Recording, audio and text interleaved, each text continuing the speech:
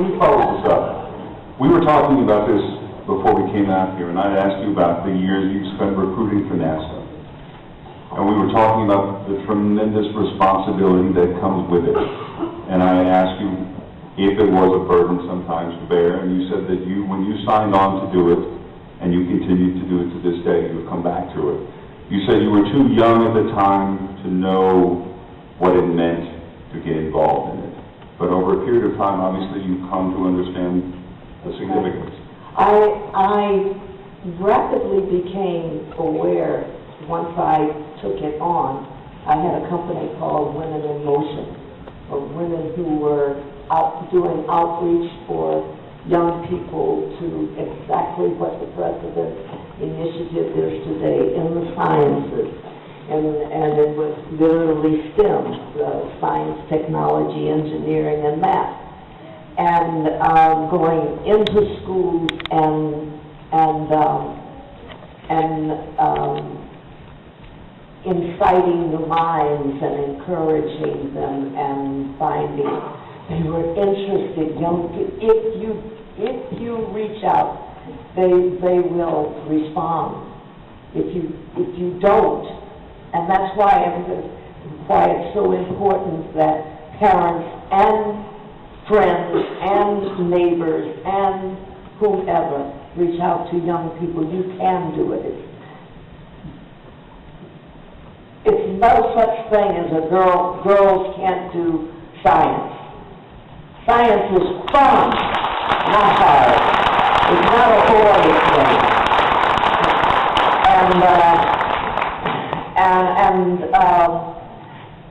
And I use also the performing arts to do plays about it, and took young people who did plays about it and about the subjects of math and science and who they are, who we are.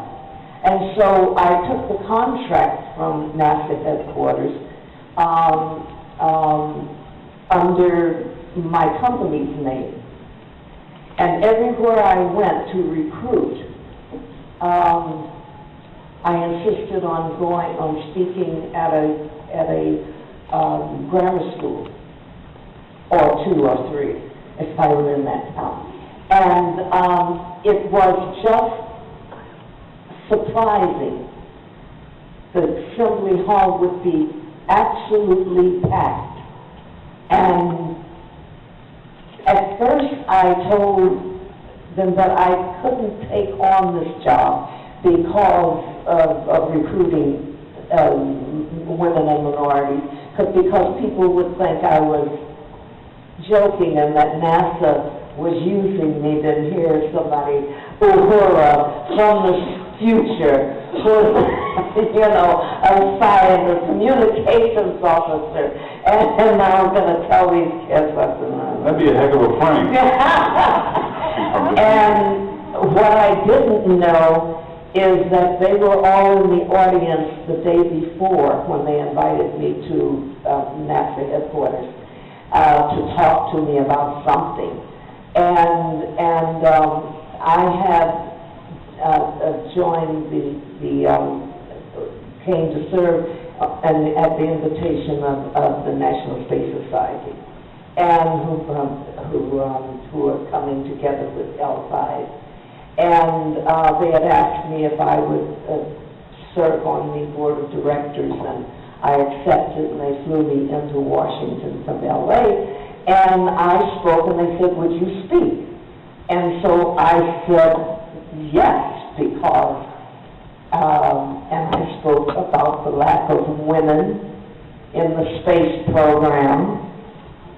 I spoke about an all-white male astronaut corps, when we had the 13 that got away, who were selected and then left behind. And I spoke about the lack of people of color being in the astronaut corps. And I gently but firmly let them have it.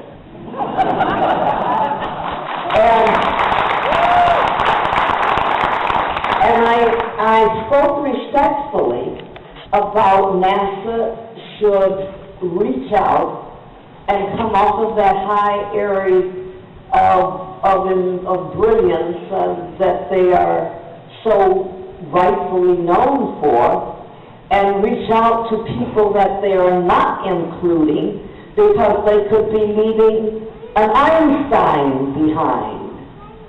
Someone who would take you to the moon and back, who would take you to places we all have never been. And women, so I talked my little head off, not knowing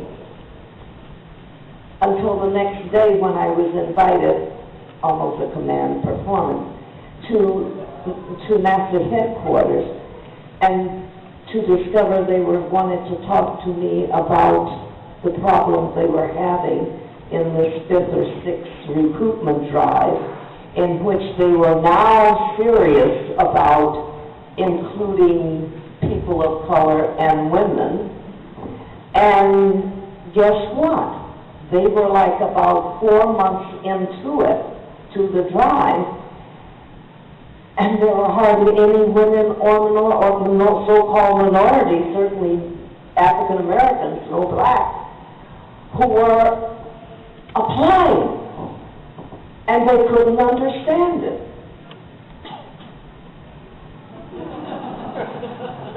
I said, have you ever seen one of those applications and what it takes and the kind of people with the education you're talking about to fill that out, who have families, who now have major jobs? You only pay your whatever it is, something like $48,000.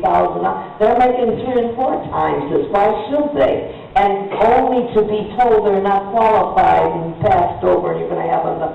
He says, we're ready to now. And I said, well, I'm not sure I can believe it. He said,